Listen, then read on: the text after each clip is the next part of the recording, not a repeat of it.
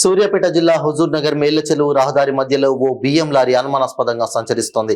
ఇది అక్రమమా సక్రమమా? సమాచారం ఇచ్చిన అధికారులే అశ్రద్ధ వహిస్తున్నారా అని అర్థం కాని అయోమయంలో ఉన్నారు సామాన్యులు. నమ్మదగిన సమాచారంతో పలువురు బియ్యం ఎక్కడివి అని విచారణ చేస్తుండగా 5 నిమిషాల్లో వచ్చి వాలారు అధికార పార్టీ నాయకులు.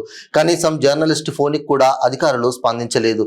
కంచె చేను మేసే విధంగా తయారైంది ఈ వ్యవస్థ అంటూ పలువురు ప్రజలు ఆరోపిస్తున్నారు. అయితే రిజెక్ట్ బియ్యాన్ని తరలిస్తున్నట్లుగా అధికారులు తెలుపుతున్నారు. పైన రిజెక్ట్ బియ్యం, లోపల నుంచి బియ్యమే ఉందంటున్నారు స్థానిక ప్రజలు. స్థానికంగా మేళ్లచెరువులోని ఓ అధికార పార్టీ మాజీ ప్రజాప్రతినిధికి చెందినవిగా పలువురు అభిప్రాయం వ్యక్తం చేస్తున్నారు.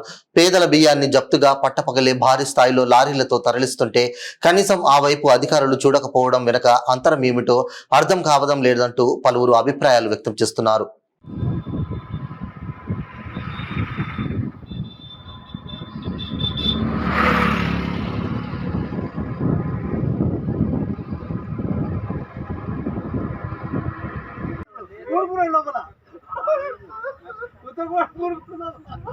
అంటాడు